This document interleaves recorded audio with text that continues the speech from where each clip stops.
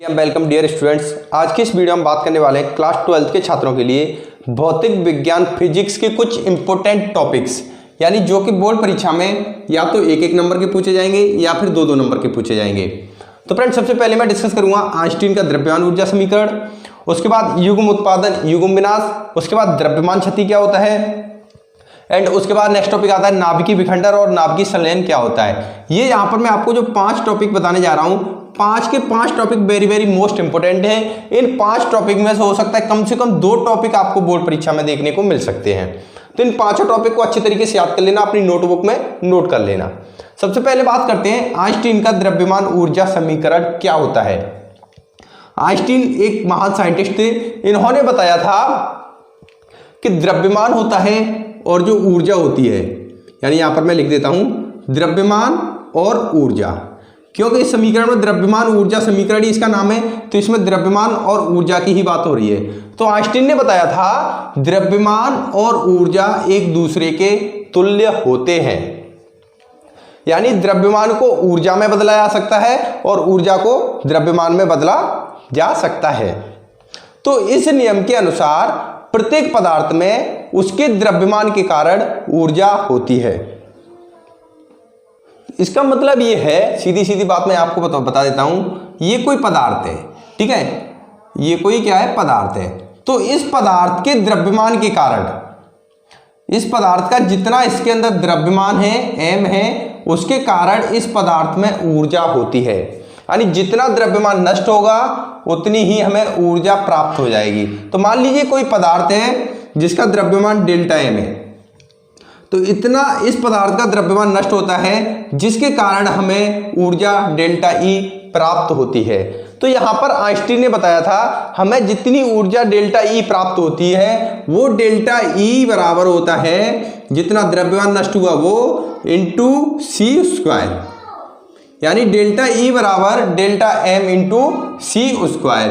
तो आइंस्टीन ने यह बात बताई थी। यहां पर c क्या है, c प्रकाश की चाल है, और प्रकाश की चाल की वैल्यू कितनी होती है, 3 × 10⁸ मीटर पर सेकेंड। तो ये जो समीकरण बताया था आइंस्टीन ने, इस समीकरण को हम क्या बोलते हैं, आइंस्टीन का द्रव्यमान ऊर्जा समीकरण। तो फ्रेंड, एक बार फिर से मैं आपको बता देना चाहता हूं, आइंस्टीन ने बताया था जो द्रव्यमान है ऊर्जा है एक दूसरे से अलग अलग बिल्कुल भी नहीं है, एक दूसरे के तुल्य होते हैं। यानी इसका मतलब यह है द्रव्यमान को ऊर्जा में बदला जा सकता है और ऊर्जा को द्रव्यमान में बदला जा सकता है। अब मान लीजिए कोई पदार्थ है, उसका द्रव्यमान डेल्टा m है, अगर इतना द्रव्यमान नष्ट होता है तो हमें इतनी ऊर्जा प्राप्त होती है। तो ये वाली ऊर्जा है, ये डेल्टा E बराबर होता है डेल्टा m इंटू सी स्क्वायर। ये जो समीकरण है, यही समीकरण आइंस्टीन का द्रव्यमान ऊर्जा समीकरण कहलाता है। फ्रेंड, ये वाला क्वेश्चन कभी कभी ऑब्जेक्टिव टाइम में भी पूछ लिया जाता है कि आइंस्टीन का द्रव्यमान ऊर्जा समीकरण बताइए। कभी कभी डायरेक्ट ये समीकरण लिखने के लिए बोल दिया जाता है। तो आपको क्या करना है, इस समीकरण को अच्छे तरीके से याद कर लेना है। इसके बाद हम एक और टॉपिक की बात करेंगे, वो है युग्म उत्पादन क्या होता है। फ्रेंड, काफी इंपोर्टेंट टॉपिक है, 1 नंबर का पूछे जाने की संभावना बहुत ज्यादा है बोर्ड परीक्षा में। तो युग्म उत्पादन होता क्या है, देखिए, एक हेडिंग है युग्म उत्पादन और दूसरी एक हेडिंग और है युग्म विनाश। यानी बोर्ड परीक्षा में ये दोनों पूछ लिया जाता है। अगर आपको युग्म उत्पादन समझ में आ गया तो युग्म विनाश अपने आप समझ में आ जाएगा, क्योंकि जस्ट उसका अपोजिट ही है। तो देखिए, युग्म उत्पादन में क्या होता है, जब कोई ऊर्जित गामा किरण फोटोन क्या होता है, ऊर्जा का एक छोटा सा पैकेट होता है, बंडल होता है। यानी इस तरीके से मान लीजिए कोई रे जा रही है, तो ये रे है, किरण है कोई, इसको हम छोटे छोटे बंडलों में इस तरीके से बांट दें तो ये एक बंडल को हम बोलते हैं क्या, फोटोन बोलते हैं, जिसकी ऊर्जा कितनी होती है, h ऊर्जा होती है। तो जब कोई ऊर्जित गामा किरण फोटोन, यानी बहुत सारे फोटोन है, इनमें से हम किसी एक फोटोन को ले लेंगे, तो वो फोटोन किसी भारी कण पर पड़ता है, किसी भारी पदार्थ पर पड़ता है। मान लीजिए कोई भारी पदार्थ है, ठीक है, इस पर ये कोई गामा किरण फोटोन आया, इस पर पड़ेगा, तो क्या होता है, ये गामा किरण फोटोन, ये जो फोटोन है, ये फोटोन, ये जो पदार्थ है, इसके नाभिक के द्वारा अवशोषित कर लिया जाएगा। ये जो पदार्थ है, इसका नाभिक ये पदार्थ इस पर गिरेगा, तो ये फोटोन इस पदार्थ पर जैसे ही गिरेगा तो ये फोटोन इस नाभिक में अंदर चला जाएगा, यानी समा जाएगा। और क्या होता है, इस फोटोन की जो ऊर्जा थी उसके कारण एक इलेक्ट्रॉन और एक पॉजिट्रॉन, क्या, एक इलेक्ट्रॉन और एक पॉजिट्रॉन उत्पन्न होते हैं। तो इस घटना को हम क्या बोलते हैं, युग्म उत्पादन बोलते हैं। देखिए यहाँ पर एक बार फिर से मैं आपको बताता हूं, जब कोई ऊर्जित गामा किरण फोटोन किसी भारी पदार्थ पर गिरता है तो यह फोटोन उस पदार्थ के नाभिक के द्वारा अवशोषित कर लिया जाता है तथा उसकी ऊर्जा से एक इलेक्ट्रॉन और एक पॉजिट्रॉन प्राप्त होता है। इस घटना को युग्म उत्पादन बोलते हैं। तो देखिए यहाँ पर ये गामा किरण फोटोन है, इसकी ऊर्जा कितनी है, h न्यू। तो यहाँ पर मैं लिख सकता हूँ h न्यू। ये एनर्जी किस में कन्वर्ट होती है, एक इलेक्ट्रॉन में, यानी -1 बीटा 0। इसको यहाँ पर मैं लिख देता हूँ एक इलेक्ट्रॉन प्लस एक पॉजिट्रॉन बनता है, तो ये +1 बीटा 0, ये क्या है, पॉजिट्रॉन। तो युग्म उत्पादन की डेफिनेशन कुछ इस तरीके से आपको रिएक्शन लिखनी पड़ेगी, तब आपको पूरा 1 नंबर मिलेगा। तो युग्म उत्पादन खत्म हो गया। इसके बाद हम बात करते हैं युग्म विनाश क्या होता है। फ्रेंड, कभी कभी युग्म उत्पादन में ये भी पूछ लिया जाता है कि ये ऊर्जित जो गामा किरण है इसकी कितनी ऊर्जा होनी चाहिए, तब ये एक इलेक्ट्रॉन और एक पॉजिट्रॉन निकालेगा। तो इसके लिए यहाँ पर आपको लिखना है 1.02 मेगा इलेक्ट्रॉन वोल्ट इसकी एनर्जी, कम से कम एक फोटोन की ऊर्जा इतनी होना आवश्यक है। अगर इससे कम एनर्जी होगी तो इलेक्ट्रॉन और पॉजिट्रॉन नहीं निकलेगा। उस समय ये कॉम्पटन प्रभाव होता है या प्रकाश वैद्युत प्रभाव, उसको दर्शाएगा। लेकिन अगर फोटोन की एनर्जी 1.02 मेगा इलेक्ट्रॉन वोल्ट से ज्यादा है तब एक इलेक्ट्रॉन एक पॉजिट्रॉन निकलेगा। इस घटना को तब हम बोलते हैं क्या, युग्म उत्पादन।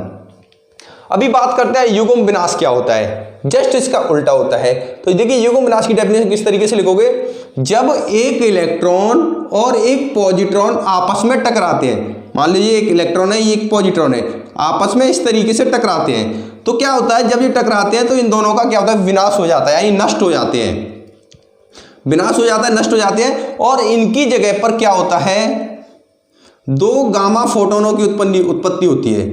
2 गामा फोटोनों की उत्पत्ति होती है। तो इस घटना को हम क्या बोलते हैं, युग्म विनाश बोलते हैं। तो इसकी रिएक्शन किस तरीके से हो जाएगी, यानी एक इलेक्ट्रॉन -1 बीटा, यहां पर ये हो जाएगा -1 बीटा 0 प्लस एक पॉजिट्रॉन +1 बीटा 0।